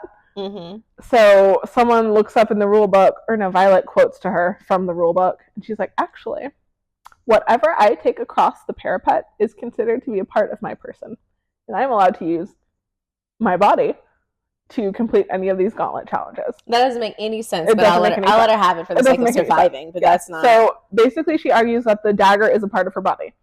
She's now a lawyer in court. Yes. Okay. Yes. And everyone is like, I guess she's right. Sure. Yes. Because she's the main character. Okay. Because she is the main character. So this other wing leader is like really annoyed, but no one cares about her. So they make it up. They get a pretty good standing. Like her whole squad gets decent like standing in the presentation line. So like they're like, okay, we're doing all right. And they're the only squad that everyone has made it. Aww. Oh no, because that other girl died. So never mind. But she died during training, not during the actual event. Yes. And they didn't lose anyone during the actual event. So then they go in and they get presented to the dragons. So basically they like march through this valley, and all the dragons are lined up, and they just like march. And that special, wait, no, you said he doesn't come up again. The dragon who like hasn't chosen anyone. The big black one. Yeah. Okay. Yes. So they're looking at all the dragons. Sometimes a dragon will like sniff at you. Sometimes a dragon burns you alive. Yeah, it just depends. At the very end of the line of dragons, there's this tiny little yellow dragon with a feather tail. Scraggly little dragon. Yes. I knew she was going to get a little scraggly one. Yes. And some of the people in line around them and behind them want to kill this dragon because it's small and therefore weak. We're obsessed with this, like, killing small things. I want to look up what the author looks like. Fair. Yes, there is one kid in their group who is very indecisive, and they're heading out from being presented to the dragons. They're like, yo, kid, can you, like, speed up? And he's like, oh, yeah, if you want to speed up, we can. Or we can, like, slow down. Or. Oh my God. And then he gets burned alive because dragons don't like indecisive. Yeah. If you're going to be riding on me, like, I need you to make decisions. Still sucks to be like killed because you're annoying. That's right. Then there's this other girl who's like super mean to him, and she gets burned alive too. She's like, look, he's so weak he can't even make a decision, and then the dragons burn her too. because they don't like her. Mm-hmm. So they said, we don't need commentary. We'll decide for ourselves. Exactly. So presentation is done. Next day, it is threshing time. Mm-hmm. Maybe it's the same day. I honestly don't know. But it's not really important to the story. So it is threshing time. Essentially, all of these kids get released out into the valley. They have to find a dragon, try to approach it. Sometimes they get murdered by the dragon. It is what it is. So, and then the dragon that like wants to choose them like comes and finds them. Mm-hmm. So, a group of like meanies, including that Jack kid, they're like, we're gonna find that small yellow dragon and kill it because it's weak. Just like her. Yes. And Violet overhears this, so of course she's going to go after them. She finds the yellow dragon and she's like, you gotta go. You have to go. They're coming to kill you. Protect you. They're coming to kill you. You gotta fly away. And the dragon is just like, oh, what's going on? We love a little derpy. It's like a little yellow. It's like a big bird dragon. Yeah. That's what I picture. That's what I picture. It looks so like cute. Big bird. You know the chicken in Moana? Yes. Yeah. Yes. So Violet is unsuccessful in getting this dragon to run away. The group of kids. She could ride it. The group of kids show up, and they're out for this dragon's blood. Of course, she's going to try and stop them. She does manage to like wound Jack. She throws a dagger into his shoulder. He runs away like a little bitch boy. Maybe that needs to start being her thing that she hones. That's definitely her thing. Yeah, she's been throwing daggers. Yeah. Yes. So she hurts a couple of them, and so it's 3 of them. It's 3 men. Jack and 2 others. Yes. Their names aren't important. But one of them is actually in her squad, which is crazy. Because, like, they're supposed to be, like, homies. Tight. But he's like, listen, this dragon is too weak, Violet. Like, I have to kill it. That doesn't make any sense. Don't say that like it's fact. I'm saying. So she dispatches Jack. He runs away. She knocks out one of the other ones, and then it's the last guy, who is the first one that she beat in sparring because she poisoned him. So he's got, like, a little chip on his shoulder. Mm-hmm. So he kind of fucks her up a little bit. Yeah. He, like, stabs her. And she's like, okay, I'm going to die saving this yellow dragon that will not save itself. Cool. Xaden shows up. And and the kid who's fighting her, he's like, you're not allowed to do anything. But he's, like, yelling directions at her. He's like, he's behind you. Like, go left. Why is Xaden not allowed to do anything? Because this is threshing. Like, you just have to let it play out. Well, I thought that everything was a free-for-all. So the same way you can attack her, I can attack you. Like, not during threshing. Okay. Yeah, for reasons. That doesn't make sense. Reasons, yeah. So he isn't actually helping her, and this kid is coming at her with, like, a giant sword, like, gonna kill her. And the dragon is just sitting there watching this? The dragon is just watching this. Yes, correct. It's not breathing fire. It's not doing anything. And so he's about to, like, deliver the killing blow, and Xaden takes a step to save her. He's a rule breaker. But then she gets saved by the big, black, scary dragon that wasn't supposed to bond anybody. Knew it. I knew he was coming back. Yes. Yes. And she hears a voice in her head. He's like, move aside, silver one. Because her hair is also silver. I didn't even mention You didn't mention that? That's such a key point. So she doesn't have violet eyes, but she's got silver hair. She has dark hair at the roots. So she just has, like, roots that have grown out. She got her Billie Eilish going on. Yes. All just fades to silver. Yeah. Oh, my gosh. And since it's speaking to her in her head, that means that they've bonded. That means he has chosen her. Oh, my god. And this dragon's even scarier than Xaden's dragon. Yes, it is. It's bigger and scarier. Big. Look at my dragon. Exactly. Yes. I like big dragons, and I can't lie. Yes. Yep. So this dragon chooses her, and he is a sarcastic little bastard. We love it. He's pretty funny. He's like one of the highlights of this book for me. Yep. And then my favorite moment, because, well, we'll get there. My favorite moment, once you get your dragon, you go back to the college and land in the giant dragon field. Show off a little bit. Yes, show off. So she lands in the field with that giant dragon. And someone is like, is that? And she's like, yeah, he is. Yes. And it reminds me of that scene in The Devil Wears Prada where Emily is like, are those the Chanel boots? She's like, yeah, Yeah, they are. I was thinking Pretty Woman. Like, do you work off commission? Big mistake. Huge. Love it. All iconic. Yes. Yes. So one thing I neglected to mention earlier is that yes, big black dragon, his name is Tairn. Spell it. Go ahead. Tairn. That's not too bad. Yeah, it's not. His full name is like Tairn, which is also like the Irish land of dreams. But anyway, okay. It's yeah. Dreams. I wonder if that's connected to the power. I honestly don't know. We'll see. Okay. Yes. So she hears his voice in her head, and then as they're flying away, she hears another little voice. It's the baby dragon. She connected to 2 dragons. She connected. Who's ever done that? No one. Yes. No one. Yes. She's got her little scraggly baby bird dragon, and she's got the exactly. big. Exactly. Okay. So when you fly in on your dragon, you have to go up to the role keeper and tell them the dragon's full name. Which I ain't gotta tell you nothing. You do. The dragon will only tell its rider their like full name. So they go by nicknames with everyone else, but only the rider knows its full name. But also the ledger person knows the full name now. Also that they do. Yes. I hope he keeps secrets. Yes. Okay, we're Daenerys now. Correct. So she goes up and she's like, okay, my dragon is this one. And then also Andarna, this other dragon. And everyone's like, yes, all hell breaks loose. Because no one's ever paired with 2 dragons. Yes, and this is so unfair. A lot of people are very upset. Oh, meanwhile, yeah. Meanwhile, the dragons are fucking off to their own little dragon summit because, again, this has never happened.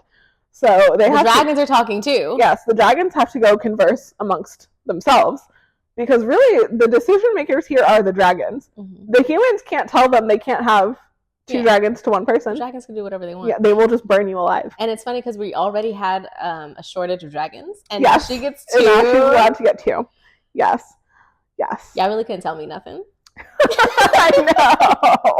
I know. So let's see. Okay. So the dragons are having their dragon summit, and then we get a nice little 3-way exposition fight between Dane, Violet, and Xaden. Why? Because we learn here that Xaden's dragon, his big scary dragon, is actually Tairn's mate. They are mated. Hold on. Tairn is Violet's dragon. Violet's dragon. The big one, black one. Is mated with his dragon. Is mated with Xaden's dragon. So it's almost like she and Xaden should be mated too. I mean, maybe. For symmetry. I mean, maybe. Because the thing about mated dragons is that they can't stand to be apart from one another for more than like a couple of days. So like if our dragons have to be with each other, we have to then we just have to be with each other. And Dane's like, why? No. Yes. I hate this. Not only do we have enemies to lovers, but we also have forced proximity, which is another trope. Like, get away. Yes. Yeah. So we just have to like hang out all the time now. It's not that I want to, Dane. Yes. Yes. Right. Technically, when the 2 dragons have to be together, she could just hang out with her yellow dragon. But I'll just ignore that. But whatever. It's fine. Because that yellow dragon is so small, she can't ride it. It can't support a rider. It can't. That's how small it is. Yeah. It's a little baby. Why did this dragon even show up to the threshing then? It might have gotten lost. We don't know. So, and Dane's whole problem with this is that, like, okay, well, now everyone's going to want to kill you even more so they can take your dragon. It's not a thing, like, where if you kill the person, you just automatically get their dragon, but then you have a chance. I guess. Yeah. So. No, the dragons... If I was her, I'd be like, I'd love to see you try. I know, right? Like, come for me. Mm-hmm. Come for me. Let's see. I got that thing on me. Yes. So, the dragons come back. They have decided Violet gets to keep both dragons. And then everyone gets their special dragon tattoo that, like, is what they use to channel their powers. They don't get their powers yet. 2. She gets, like, a big black dragon, and then inside of it is a tiny little golden dragon. I know so many girlies have that tattoo now. I'm 100% sure. Mm-hmm. Yes. So we get that. They're doing, like, flying lessons. This part doesn't really matter. Violet can't stay on her dragon. Of course not. So he uses, like, magic to keep her on. Who? The dragon.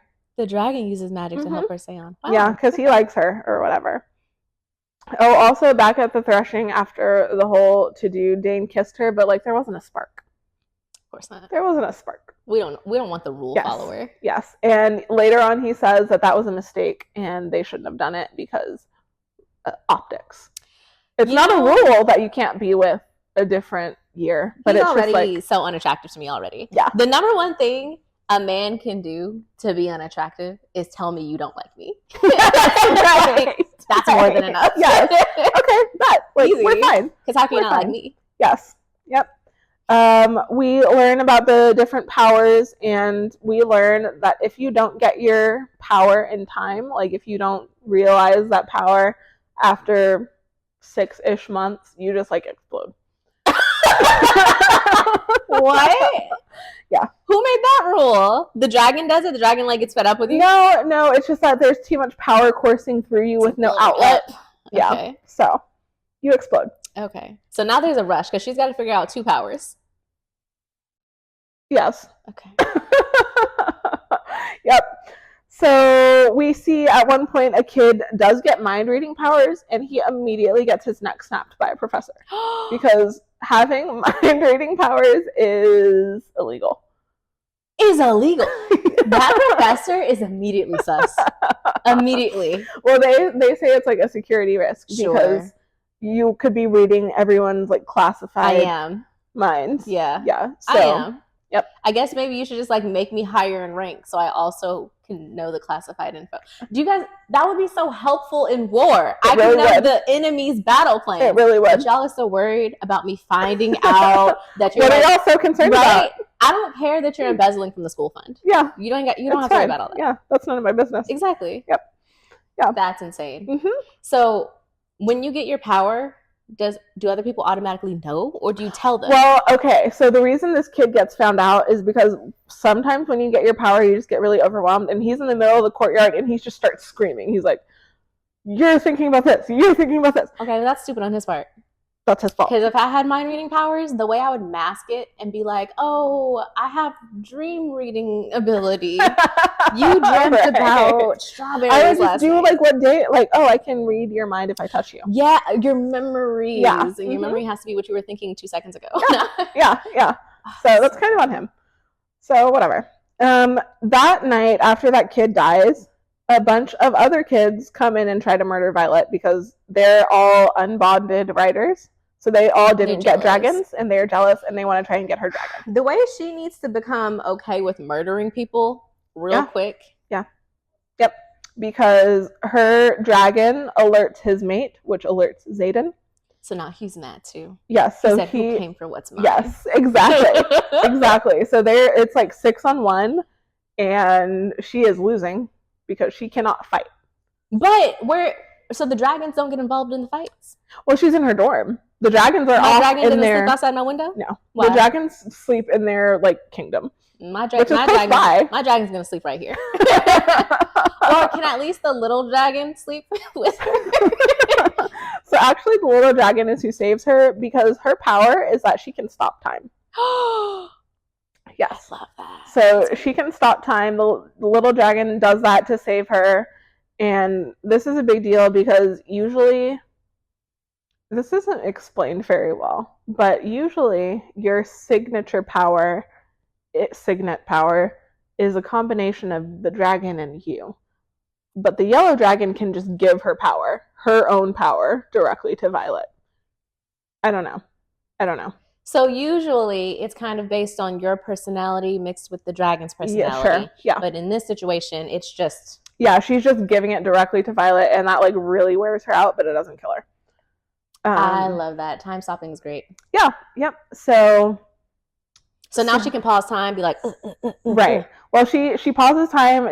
Because the dragon is so small, she's only able to stop time for like a little bit, but it gives Violet time to escape from the arm hold of one of the people trying to kill her, and then Xaden busts in and murders everybody with shadows. Of course he does. Yes. He loves us real bad. Yeah. So after that, Xaden is like, so that little trick you pulled there, like, what happened? And they have to go talk to the dragons because apparently stopping time is like a big deal or whatever. Everything she does is a big deal because she's the special chosen one. Yes, correct. Yep. I lost my place. That's so okay. We will cut this out. because I'm mulling it over still. And she still has her second power to get, too. Yes. So, let's see. Okay. And so, yes, we go talk to the dragons. It is exposition time again. And we learn that this small yellow dragon is actually a baby, which isn't really a surprise. I just feel like we knew that. Yeah. She's a baby dragon. So the feather tails are not a separate breed of dragon, but they're just baby dragons. So her tail could grow up to be a scorpion tail or anything. Yes, right. Yes. And she tells her, oh, well, I just lent you my power. But it like really made me tired, so I'm going to go take a nap. Oh, it's baby. She's a baby. Yeah. She's a baby. That also explains why, like, when those people were trying to murder her, she was just, like, licking her feathers. Yeah, right. She was like, what's going on? Yeah. So the other thing about when Violet got attacked is that she's like, I don't know how they got in my room because my door was locked. Doesn't she have roommates? No. She doesn't? Because she got her own dragon, so she gets her own room. So who else has keys to the rooms? Yeah. Mm-hmm. So she saw someone running away that night that didn't attack her, but she saw someone run away. Mm-hmm. She tells Aiden this, and the next morning at formation, he's like, I have a quibble. I have an issue. This wing leader was responsible for an attack on my cadet. Hey, do we know this wing leader, or is it a nobody? It is the same one who got mad that she used the dagger to pull herself up. Oh. And she also slept with Dane last year, apparently. So, what? She slept with Dane? Yeah, I forgot about that. How did you skip over that? I forgot about that. So they kissed. There was no spark. They had sex. Also, no, they didn't. No, they didn't bang. Oh, that you just said she. Oh, the wing leader. The wing. Yes. So this wing leader is also a little jelly. Yes, and Dane is like, wait, Violet, tell them they're wrong. She wouldn't do this. She would not try and hurt anybody. She wouldn't do that. And she's like, I can't believe you're not believing me. And he comes for her head to like read her memories. And she's like, don't touch me. Yes, because she doesn't want him to know about the little dragon and her powers. Because it's a dragon secret. So, because no one really knows about young dragons. Like, they don't know how they grow up. There's not a lot that's like out there. So they want to keep that under lock and key. Mm-hmm. So she's like, don't fucking touch my head without my permission. Yeah. Just believe me. Fair. Just believe me.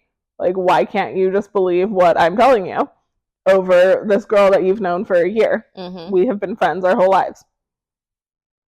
And it's a big thing. So I think what happens is Violet's dragon can see her memories. The yellow one? Both of them. Okay. But the black one too. So he can see her memories and transmit it to other dragons who can then transmit that image to their riders. Okay. So essentially when she saw this girl, her name was Amber, when she saw Amber running away, they transmit that memory to pretty much everybody. So they prove that it was her. So the dragons got the info and all the dragons riders got that info. Right. They can literally like see the memory. Do the dragons choose to admit that though? Okay. Yeah. And she's like, can you help me out here? And so he does that. Okay. The dragon does. So that girl gets murdered. She gets straight up executed. Because she's the one who let the murderers into her room. Yes. Mm-hmm. She gets executed. That is against the rules. You're done. Okay, I like how we're playing really fast and loose with these rules. They're like, you can murder, but not like that. But not like that. Well, one of the rules is that you're not supposed to attack when people are sleeping. Right, that would be dishonorable. Yeah, that would be rude. Okay. So, she broke that rule, so she dies. Meanwhile, Xaden appoints one of his little rebellion buddies to be basically Violet's bodyguard. He has to follow her to every class, make sure no one tries to kill her. At this point, has he admitted that he likes her? No, he is going under this, like, he's like, well, because our dragons are mated, like, if you die, then I might die. Oh, that's what it's about. It's not because I like you. Yeah, it's just like, if you die, then I die. Uh-huh. Yeah, so. That doesn't really make sense either. Like, her dying kills, both of the dragons and him? Right, yeah. That's such a weakness. Yeah, it's like not. That's not. It doesn't make sense. But the I guess logic is that if she died, then her dragon would be like super sad. And then the mate would also be sad. Would be super sad. And then, yeah. So, yes. This is an unproven theory, but that's what they say. It's his reason for wanting to protect her. Mm-hmm. Yep. So we get some handy dandy exposition with Liam, who is her new bodyguard. Mm-hmm. He is also a rebellion child. And we learn that when all of their parents were murdered, they each got like farmed out to different noble families that were loyal. So he and Xaden were in the same house being fostered by, They're like brothers. Yes, pretty much. He didn't send you just anyone. He sent you like someone close to him. Yeah. Right. Yeah. Yes. And we also learn that when the mated dragons are getting it on, that makes their riders super horny. Dane, I have to go sleep with Xaden. It's not that I want to. I just have to. I'm in heat. Yes. It's the dragon's fault. It's the dragon's fault. Oh my god. So at one point, they start doing that. She finds Xaden outside trying to like cool his fire. Right, his loins. Yes, exactly. They end up kissing, not because they like each other, but because of the dragon. Heat. Yes, which is why Xaden stops, because he's a gentleman. He's like, I can't do this. We don't really want this. We're just like feeding off the dragon's emotions. Boy, shut up. Yes. Yes, and at that moment, Violet starts getting like lesser powers. She has not gotten her like big power, but she can like lock doors magically. And can all people do multiple things like this? So like the lesser stuff, like everyone can like lock a door or put up like a sound barrier, like basic everyday. Right. So yeah, everyone can do that at some point, but she hasn't gotten her big bad power yet. Okay. Meanwhile, they're still doing sparring. They're still doing all of that. Jack challenges her at one point.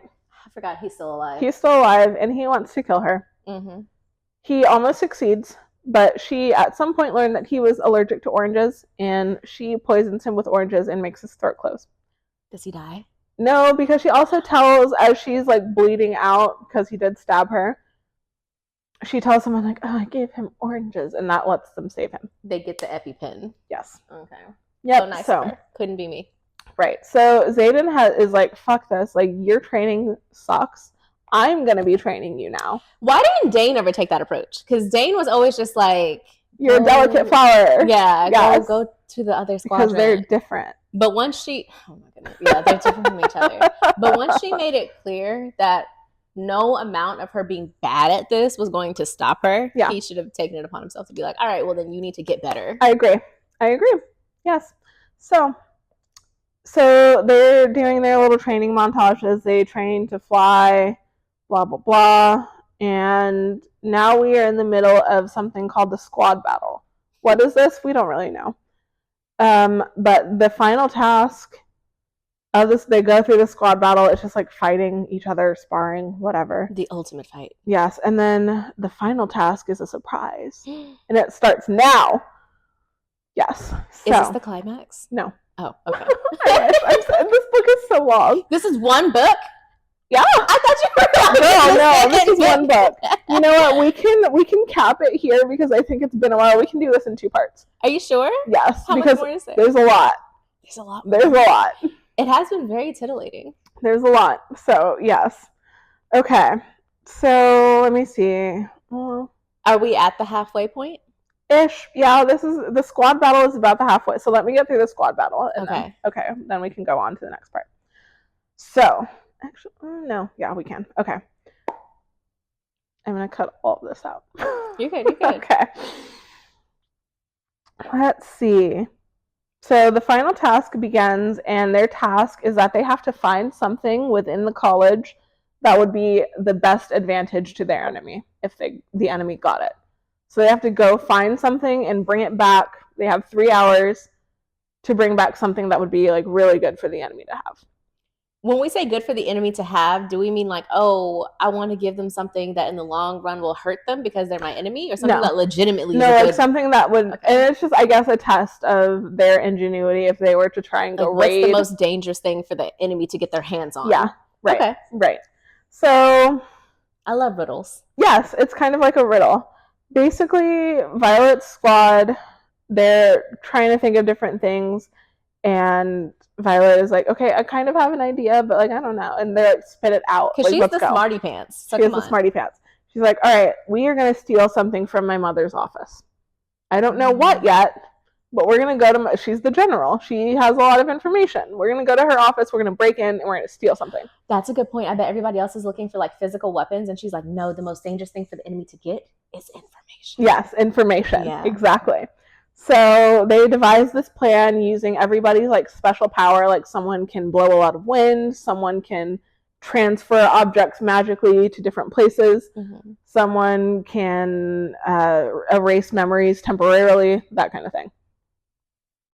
So they all like put their powers together and go break into her mom's office. They're looking for something to take. And then Violet sees letters on her mom's desk. And there's letters about this outpost that is beyond the wards. And they need reinforcements because of some existential threat. Probably the Griffins, whatever. And then there's another letter about an unrest in this province over here. So it's all of our weaknesses. Right. And what she notes most importantly is that none of this is being discussed in their daily battle class. So this is being covered up. They don't want us to know these things. Mm-hmm. So, meanwhile, they decide to take the general's map of all of the troops, where they're at, the outposts, this and that, all of their movements, basically. They decide they're going to steal this map. So they do. They successfully get out just by the skin of their teeth, and they win the squad battle because theirs is the best item that could be dangerous if the enemy got it. Nice. So their prize for winning this squad battle is they get to take a field trip to an outpost, not on the front lines, but close, and they get to stay there for a week. I don't want to do that. That's their prize. As I get to be in the middle of the war. That's their prize. Is it one of the weak outposts that we just outlined? Yep. Your gift for showing how good you are at your job is you get more work to do. Yes, and we put your lives in danger. See? Yes. Underperform, guys. Underperform. Mm-hmm. Yes. Always. Always. That is the moral of this half of the book. Wow. You have theories about where this is going. That was a very interesting first half to this book. So I can't say if this is where it's going, but this is where I would want it to go. It's like anytime it's like a good guy love interest and a bad guy love interest, I always want the bad guy love interest. Of course. Because this is fantasy. Yeah. So I'm not here for the realism of like, but who do you want to raise your family with? That's not what I'm here for. No. I'm here for the fantasy of like, but I could change him, you know? Yes. So I was team Xaden from the beginning. Oh, for sure. Yeah. For sure. Like Dana's a wet blanket. Right? Yeah, he's really annoying. For him to tell me like, oh, I'm not going to defend you because it's against the rules. No, I want a man who like is going to disregard break everything. The rules for me. Be reckless almost. Yes. Yeah. Yes. But also, why are we killing all of our potential troops? I think I don't know if this is where the book will head, but maybe something I could see being a plot point for the general series is like if we're in the middle of the war and we get a glimpse at the other side and find out that we were the bad guys the whole time. I love that. I love it when it's like, oh, we were the baddies. Are we the baddies? We're the baddies. Yeah. The same thing is like, if they would just accept our trade agreement. I'm like, if it's been 600 years, there's clearly a reason they don't want to accept your trade agreement. I feel like this goes deeper than, taxes and imports. Exactly. Yeah. Clearly your trade agreement it's probably something like, we get to keep all the dragons and the griffins and the food and you guys get rocks and water. Like clearly. Okay. And I'd love to hear more about these moments where they're like invading the weak spots. Okay. Because what if it's not even full on invasions? What if they're just like breaking in and being like, by the way, citizens, you guys have been getting propaganda. Here, read the truth. Sure. Yeah. Okay. Yep. So that's why I feel like it might be headed in the long run. Okay. The short run, like what will be the climax of this specific book? I have no idea. You have no idea. Okay. Not a clue. Maybe the dragons fight at some point? I don't know. Okay. I mean, there has to be. Okay. We have to get at least one dragon fight. Okay. What were you feeling when you were reading this? I was very annoyed by reading this book because like I mentioned before, I feel like it was just trying to be like super edgy Hogwarts, and like the system of this government doesn't make any sense. Not a lick. And they're not trying to like justify it to me in any way. They're just like, yeah, of course 15% of people die Just whatever. We just have so many resources. Yeah. We're fine with that happening. Like, Right. nobody has that many resources. Yes. And I felt like it was like beat over our heads so often. Like, they're just killing kids left and right. Just like, this is real serious. This is not a game. And like, okay, I get it. It's a war college, but like, y'all don't have to be so dramatic. Mm-hmm. And also, none of this makes sense. But whatever. I guess like Zayden and Violet, that whole thing. I'm kind of burned out on the sexy bad boy, but is he really bad? Yeah. I'm kind of burned out on all of that. Is that how you feel about the general enemies to lovers or this specific one? This specific, I'm more amenable to it in contemporary romance books. Okay. Because those are just like real life situations where you just like find someone annoying and they're not literally trying to kill you. See, I think I'm the opposite because I don't mind it in this type of fantasy, like something that's so far removed from reality. I'm like fine with it. But the closer you get to my actual reality, the more I'm like, no, I don't want an enemy to lover. Why were you ever my enemy? That's what I want to know. Because how dare you? Okay, yeah, because granted, the stakes here are way higher. Like, her mom killed his family, so of course he hates her. But his family killed her brother. His family also killed her brother. So yeah. Yep. I just found it really tropey. Like, there's a lot, and apparently the author is coming from the perspective of like her husband has been in the military, and she really wanted to call out like the brutality of how that can be. But I think it just went way overboard. Yeah. Like, we're not just like killing 15% of people in basic training. Exactly. You know? It's not that extreme. Yeah. So it didn't really hit the mark for me on that point, because I was just like, y'all are just dumb. Mm-hmm. Like, it's not even about how awful it is that all of these kids are just like going to their deaths, but also y'all are stupid.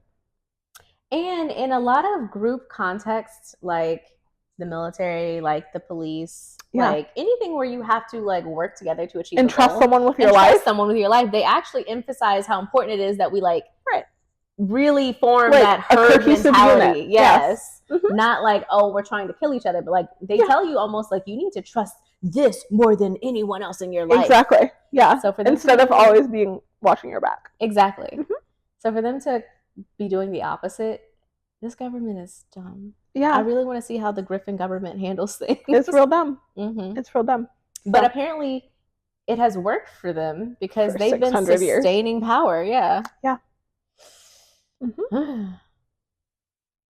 I'm very interested to see what the climax of this book is. Yeah, I forgot how long this book is because holy cow. I wonder if we're going to see a conflict between Dane and Zayden again.